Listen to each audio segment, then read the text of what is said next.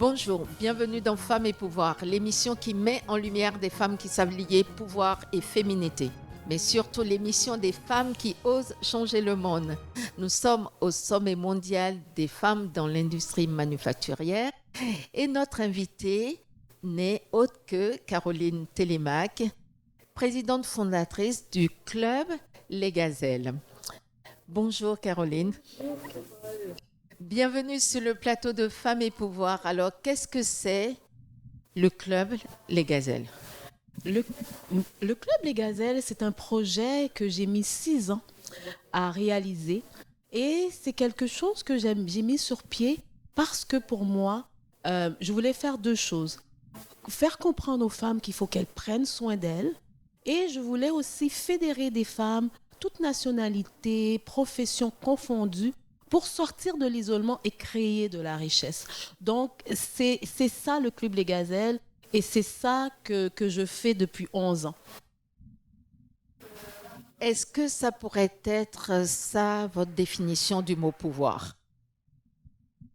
Moi, j'ai une définition très particulière du mot de pouvoir parce que pour moi, je vois le pouvoir pour moi sur un plan de service. Servir une communauté. J'ai choisi de servir les femmes parce que j'ai choisi de travailler sur le mieux-être optimal des femmes. Donc, la mission de notre compagnie, c'est de promouvoir le mieux-être optimal des femmes sur les plans individuels et collectifs par des femmes pour des femmes. Donc, pour moi, le pouvoir, c'est vraiment de fédérer des femmes, de travailler ensemble, de créer de la richesse. Et quand je parle de richesse, je ne parle pas de richesse en termes d'argent seulement. Je parle en termes de la mise en commun des ressources parce que je crois beaucoup au réseau. En anglais, on dit « Your network is your net worth » et je pense au pouvoir du nombre. Donc, lorsque j'ai mis sur pied le Club Les Gazelles, qui est le premier bastion de ma compagnie qui est Groupe Gazelle, pour moi, c'était ça, de devenir puissante ensemble. Donc, c'est pour ça que je te dis que le pouvoir, pour moi, c'est vraiment se mettre au service l'une de l'autre et de travailler ensemble pour avancer ensemble, pour investir les lieux de pouvoir. J'imagine que ça se traduit de la même façon pour toi dans ton environnement personnel et professionnel, parce que j'ai du mal à t'imaginer te couper en deux et changer de posture selon si tu es au club ou si tu es à la maison. J'ai toujours eu une façon bien particulière de gérer ma vie, de gérer mon foyer. Je dis toujours, moi, je gère mon foyer comme une business. Donc, ma famille est partie prenante de cette business. Donc, on a chacun notre rôle. Moi, je suis la femme, je tiens le foyer, je gère ma tribu. Donc, oui, je suis quelqu'un de sensible, mais aussi de cartésienne. Parce que pour moi, tout doit avoir un but. Et gérer une famille, on gère une famille avec un but bien précis. Et moi, j'ai 2 enfants. Donc, j'ai géré des gagnants qui réussissent très bien leur vie. J'ai un mari avec qui je partage ma vie depuis presque 27 ans. Donc, on a ce petit environnement où on travaille ensemble et on travaille ensemble pour nous permettre d'avancer ensemble. Donc, pour moi, oui, tu as raison. Ma vie personnelle n'est pas trop loin de ma vie professionnelle. Je m'en doutais, je ne sais pas pourquoi. On entend souvent dire que les femmes qui ont du pouvoir, qu'elles ont dû sacrifier quelque chose. Qu'est-ce que tu en penses? Je ne crois pas au sacrifice. Je n'ai jamais rien sacrifié de ma vie. Et souvent, je fais des conférences et je parle aux femmes et je leur dis de changer le mot sacrifice pour investissement. Moi, je ne sacrifie rien, j'investis. Et ce qui est intéressant lorsqu'on change ça, c'est que lorsque tu investis sur quelqu'un, cette personne comprend que tu t'attends à un retour dans ton investissement. Alors, nous, on a investi dans des écoles privées pour nos enfants, les meilleures de Montréal, parce que, bon, nous, on payait l'éducation, mais on payait aussi le réseau. Donc, nos enfants connaissent ces investissements qu'on a faits. Donc, ils savaient qu'il fallait qu'ils réussissent. Alors moi, j'ai jamais dit à mes enfants, on a sacrifié pour vous. Non. Parce que quand tu dis à quelqu'un que tu sacrifies pour elle, c'est que tu lui enlèves son pouvoir. Et toi, tu te mets dans une position de victime. Mais quand tu dis à quelqu'un, j'ai investi dans toi, cette personne comprend qu'il faut qu'il respecte cet investissement. Donc le mot sacrifice, c'est pas quelque chose que j'utilise, surtout que je suis de la communauté haïtienne, ou que les parents ont passé leur vie à nous dire qu'ils ont sacrifié ci, ils ont sacrifié ça. Et tout ce que tu as envie de leur dire, c'est « je ne t'avais pas demandé de sacrifier quoi que ce soit pour moi ». Moi, mes enfants m'ont toujours remercié pour l'investissement que nous avons fait sur eux. Et dans ma vie, c'est toujours comme ça. Quand je dois prendre une décision, je le regarde en termes d'investissement. Et si le retour dans mon investissement est adéquat, je le fais. S'il n'est pas adéquat, je ne le fais pas. Donc, je ne crois pas au sacrifice. On ne naît pas puissante, mais on le devient. Quelle stratégie les femmes ou les jeunes filles pourraient être mettre en place pour accéder aux instances de décision? Par exemple, dans le club des gazelles, est-ce que ça fait partie des sujets dont vous parlez? Moi, je crois beaucoup à l'implication. Moi, j'ai un méga réseau parce que j'ai eu un père qui était très visionnaire. Nous sommes 4 filles. Et quand on est arrivé ici, notre père nous a dit 2 choses. 1, votre premier mari et votre diplôme. Tout bon papa haïtien. Et deuxièmement, vous devez, en créole, on dit, vous devez faire des gens. Ça veut dire vous devez sortir et aller au devant des gens. Donc moi, dès l'âge de 14 ans, j'ai commencé à bâtir mon réseau. Et pour moi, pour investir les lieux de pouvoir, il faut rentrer en contact avec des gens et créer des relations de confiance. Moi, je l'ai fait à travers des écoles de mes enfants où j'étais sur des fondations, sur des comités de parents, des CA et tout ça. Et là, comme c'était des écoles où il y avait des gens quand même très fortunés, j'ai créé des liens avec ces gens-là. Je me suis impliquée en politique. J'ai fait 12 ans de politique active.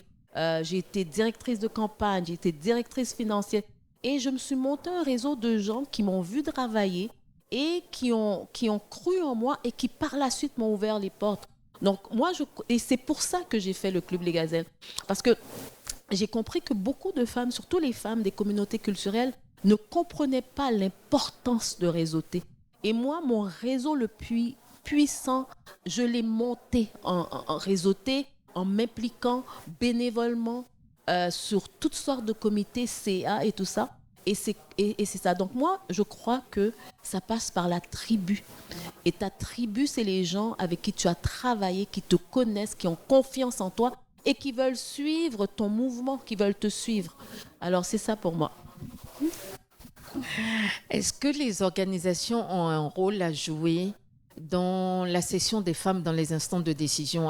Parce qu'une fois que les femmes, elles ont peut-être compris l'enjeu du réseau, qu'elles ont bâti leur stratégie personnelle, quel pourrait être le rôle des organisations, des institutions qui nous régissent?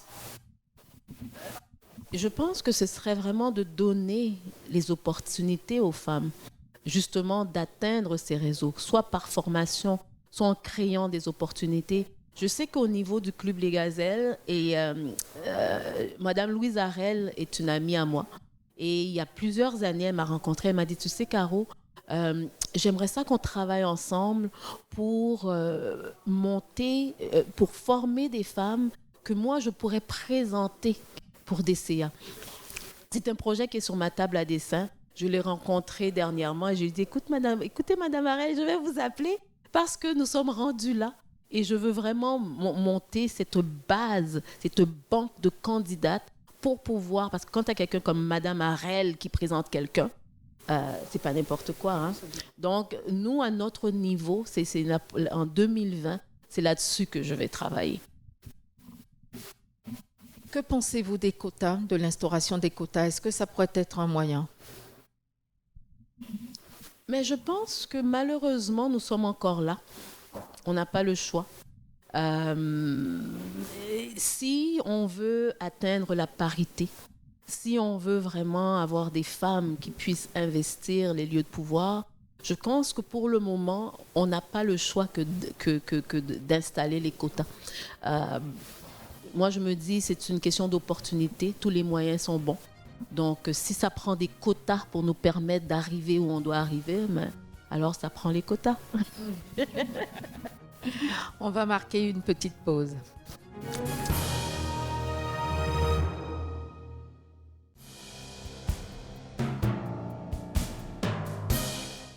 Nous sommes de retour avec Caroline Télémac. Nous parlions de l'instauration des quotas. Caroline, est-ce que vous avez une phrase, une devise, un proverbe qui illustre vos propos ou vos engagements? Ma phrase, j'ai eu plusieurs à travers les années, mais ces jours-ci, moi je crois beaucoup dans la loi de l'attraction. Je crois aussi que tes paroles créent ta réalité. Je crois aussi que la foi te permet d'avancer. Et je donne même des formations sur la loi de l'attraction. Alors, ma phrase, ces jours-ci, c'est « You have got to believe that you deserve it ». Il faut que tu crois que tu le mérites. Et ça, c'était dans la conférence de Michelle Obama cette année. Il y a quelques mois, oui. Et quand elle a dit ça, je me suis dit, ah, vraiment, c'est ça pour moi. Donc, j'ai fait un petit poster avec, qui est sur mon bureau. Et ma phrase, c'est, You've got to believe that you deserve it. Est-ce que tu as un coup de gueule ou un coup de cœur? Est-ce que tu as quelque chose qui t'énerve vraiment dans la société ou dans le cadre professionnel? Ou est-ce que tu as quelque chose qui te fait vraiment plaisir et qui te donne envie d'aller encore plus loin? Au niveau des coups de gueule, je sais que je vais me faire lapider. Mais garde, comment dire, it is what it is. Moi, mes coups de gueule, c'est vraiment le syndrome de la victime. J'ai tellement horreur de ça. Ah, j'ai pas eu ça parce que je suis ci, je suis une femme, je suis une noire, je ne suis... Mon père nous avait appris une autre chose, c'est que toi, tu es responsable, tu es au volant de ta vie. C'est pas l'autre. L'autre, il est raciste, c'est son problème. L'autre, il veut pas et c'est son problème. Mais si tu fais ce que tu as à faire et tu le fais bien, tu vas finir par arriver où tu dois aller. Donc, quand je dis ça aux gens, les gens disent « Ouais, mais toi, Caro, tu es ci, tu es ça. » C'est pas vrai, je travaille très fort et j'ai travaillé très fort pour avoir tout ce que j'ai. Mais je me suis jamais laissée arrêter par la couleur de ma peau, par mon genre. Et je suis la personne qui arrive avec son marteau-piqueur et qui brise les barrières et qui fait ce qu'elle doit faire. Donc, pour moi, je pense qu'une des choses, c'est vraiment de croire en soi, belief, avoir la foi et d'essayer d'arrêter de se trouver des excuses. La vie n'est pas facile, hein? La vie n'est pas facile. Mais, comme je dis toujours, je vais le dire en anglais parce que je suis parfaitement... I always try to find my happy. J'essaie toujours de trouver l'endroit où je vais être heureuse. Donc, quelle que soit la situation, je cherche à cet endroit-là. Donc, l'idée, c'est de se dire, j'y crois, je veux y aller, il n'y a pas de barrière. Et s'il y en a, je vais soit les contourner ou les briser. Parce qu'à la fin de la journée, il faut que j'aie ce que je veux avoir. Est-ce que si tu étais un homme ou une femme d'État, lequel ou laquelle serais-tu et pourquoi? Ben écoute, je vais dire homme d'État, pour moi, l'homme des hommes d'État, c'est Barack Obama. Moi, je suivais Barack Obama avant même que les gens connaissent Barack Obama parce que j'ai une autre personne qui a beaucoup influencé ma vie qui est Oprah Winfrey et qui avait présenté Barack Obama. Et quand je l'ai vu avec sa femme et tout ça, je me suis dit, ah, il faut que je suive ce monsieur. Tu vois, donc, je te dirais, la famille Obama, c'est une grande influence sur moi, Michelle et Barack, et aussi Oprah Winfrey. Écoute, moi, je suis une enfant d'Oprah. J'ai été élevée par Oprah. Donc, voilà. Si tu avais un jour pour changer le monde, par quoi commencerais-tu? Ça, c'est facile. l'autonomisation des femmes et la création de richesses dans les pays en voie de développement, et même ici. Parce que souvent, on parle des pays en voie de développement, mais il y a beaucoup de misère aussi ici où on vit. Hein? Donc, moi, ce serait ça. Parce que je crois que quand tu autonomises une femme, quand tu lui donnes des outils pour se créer de la richesse, tu changes la vie de toute une communauté. Et moi, pour moi, ça passe par les femmes. Si tu étais un animal, lequel serais-tu? Une panthère noire. Elles sont magnifiques.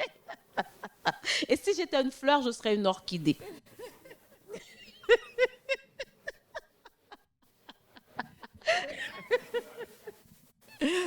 En préparant cette rencontre, on t'a demandé de venir avec une photo, un objet, quelque chose qui pour toi symbolise le pouvoir ou la féminité, ou le pouvoir tout court, ou la féminité tout court. Qu'est-ce que tu nous as apporté? Mais c'est drôle, mais c'est mon iPad. Vous voyez, il est comme tout vieux parce que je le traîne partout. Et là-dessus, je prends des notes, je prends des photos, mais j'ai surtout près de 8000 livres dans cet iPad-là parce que je déteste m'emmerder, je déteste m'ennuyer et je lis beaucoup et j'aime apprendre.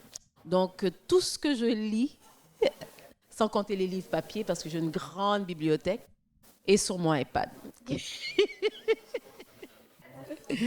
Si une petite fille regarde cette entrevue et déclare « Quand je serai grande, je voudrais être Caroline Télémac », que lui dirais-tu? Mais je lui dirais que c'est une bonne idée parce que Caroline Télémac est quelqu'un de très positif. Je m'amuse beaucoup, je ris beaucoup et je suis le genre de personne à ne pas me laisser abattre par l'adversité. J'ai eu plein de défis dans ma vie, mais ce que j'ai compris, et ça c'est encore Oprah qui te dit « Everything that is done to you is done for you ». Tout ce ce qui veut dire en général, c'est que même quand tu vis des moments négatifs, il y a une leçon. C'est un moment que tu dois passer pour aller à la prochaine étape. Donc moi, ce que je dirais à cette petite fille, c'est que je suis une femme résiliente, je suis une femme d'idées, j'aime les projets, plus ils sont fous, plus ils sont gros, ils m'allument. Donc je lui dirais que Caroline Télémac, ce ne serait pas un très mauvais endroit pour commencer, parce que c'est une femme de cœur qui travaille très fort, qui a de grands rêves et qui croit sincèrement à sa capacité de manifester ce qu'elle veut dans sa vie. Très bien, Caroline. Notre entretien touche déjà à sa fin, vraiment. Alors, tu es une femme de pouvoir, mais quel est ton super pouvoir? Mon super pouvoir, c'est ma capacité de rentrer en relation avec les gens. Je suis très intuitive. Je dis toujours que j'ai un instinct animal et je sens tout de suite les gens qui vont probablement faire partie de ma vie, faire partie de ma tribu, ou les gens qui vont être là pour quelque temps, ou les gens qui ne seront pas là du tout. Donc, je pense que de pouvoir, comme on dit en anglais, sizer les gens, c'est mon super pouvoir. Très bien, ben, ça sera le mot de la fin. Merci beaucoup, Caroline. Ça a été un grand plaisir. Merci. C'était Femmes et Pouvoir, l'émission des femmes qui savent lier pouvoir et féminité. Si cette émission vous a plu, n'hésitez pas à nous soutenir en allant sur tous nos réseaux sociaux, Facebook, Instagram, Twitter et LinkedIn, mais aussi sur notre chaîne YouTube ou alors sur notre site www.femmesetpouvoir.org. Je vous dis à très bientôt. Au revoir. Le mot pouvoir a une connotation négative parce que le pouvoir, pour moi, c'est obtenir des gens ce qu'on veut contre leur volonté. Et ça, on peut l'utiliser, ça sert à faire avancer la tâche, mais quand on est un leader, la question à se poser, c'est pourquoi est-ce qu'on l'utilise en permanence? Parce qu'à l'utiliser en permanence, à un moment donné, on va saper la relation. Ben, le mot pouvoir, pour moi, tout simplement, ça veut dire faire ce que l'on aime. D'abord, parce que je crois que pour avoir le pouvoir, il faut vraiment aimer ce que l'on fait. La deuxième chose, c'est vraiment avoir les moyens, se donner les moyens de faire ce qu'on aime. Et la troisième chose, c'est vraiment impacter les autres avec ce que l'on fait. Vraiment, pour moi, c'est les trois choses. Aimer d'abord ce qu'on fait, la passion de ce qu'on fait. 2, avoir les moyens ou se donner les moyens. 3, impacter vraiment tous ceux qui sont autour de nous avec notre passion. Ma définition de pouvoir, en fait, c'est assez multiple. Je dirais que le pouvoir, pour moi, tout à part, c'est la maîtrise de soi. C'est lorsqu'on a assez de conscience sur qui est-ce qu'on est et qu'est-ce qu'on veut arriver. Et du coup, on arrive à mieux influencer les gens autour de nous de façon positive.